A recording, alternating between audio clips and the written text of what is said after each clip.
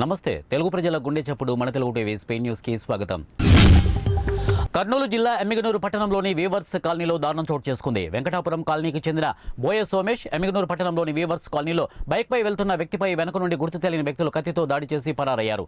ఇక స్థానికులు పోలీసులకు సమాచారం ఇవ్వడంతో రక్తపడుగులో ఉన్న సోమేష్ను స్థానిక ఎమ్మిగనూరు ప్రభుత్వ ఆసుపత్రికి తరలించారు. ఈ ఘటనపై పట్టణ పోలీసులు కేసు నమోదు చేసి విచారణ చేపట్టారు. కర్నూలు జిల్లా ఎమ్మిగనూరు మండలం హనుమపురం సమీపంలో జాతీయ రహదారి 167పై కారు బీభత్సం సృష్టించింది. ఆదోని నుండి ఎమ్మిగనూరు వైపుగా వస్తున్న కారు అదుపు తప్పి పొలం పనుల కోసం రోడ్డుపై వెళ్తున్న వారిపై ఒక్కసారిగా కూలీలపై దూసుకు వెళ్లింది.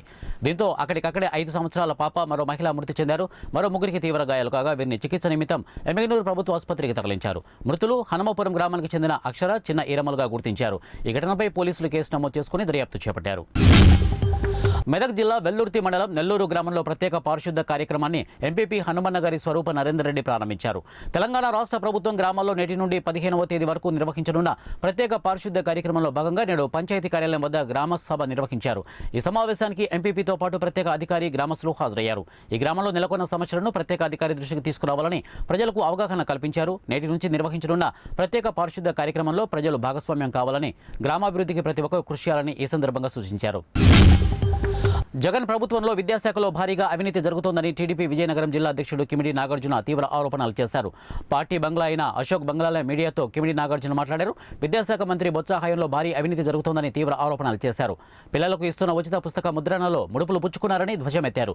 గతంలో నేను చెప్పినట్టుగా మంత్రి బొత్స సత్యనారాయణ మద్యం శాఖకు మంత్రిగా ఉండాలని చెప్పానని, అందులో భారీగా ముడుపులు పుచ్చుకొని తద్వారా ప్రభుత్వ ఆదాయం పెంచుకోవచ్చని అన్నానని కిమిడి నాగార్జున గుర్తు చేశారు. కానీ విద్యాశాఖ మంత్రిగా ఉంటూ విద్యాశాఖలో కూడా అవినీతి ఇంత గట్టిగా చేయొచ్చా అని ఆశ్చర్యం కలుగుతోందని నాగార్జున అన్నారు. ఎన్టీఆర్ జిల్లా తిరువూరు రాజుపేటలో జగనన్న ఆరోగ్య సురక్ష 2వ విడత కార్యక్రమం వైద్య శిబిరానికి వచ్చిన రోగులను పరీక్షించి వారికి అవసరమైన టెస్టులు, మందులు అందిస్తున్నారు. ముఖ్యమంత్రి జగన్మోహన్ రెడ్డి ప్రతి పేదవాడికి ఆరోగ్య భరోసా కల్పించడానికి జగనన్న ఆరోగ్య సురక్ష 2వ విడత కార్యక్రమం చేపట్టడం జరిగిందని చైర్మన్ కస్తూరిబాయి తెలిపారు. ఈ కార్యక్రమంలో municipal wire person Velugoti Vijayalakshmi, పట్టణ పార్టీ అధ్యక్షులు చలమల సత్యం, ప్రభుత్వ ఆసుపత్రి సూపరింటెండెంట్ డాక్టర్ భానుప్రకాష్, ఆరోగ్య సిబ్బంది పాల్గొన్నారు.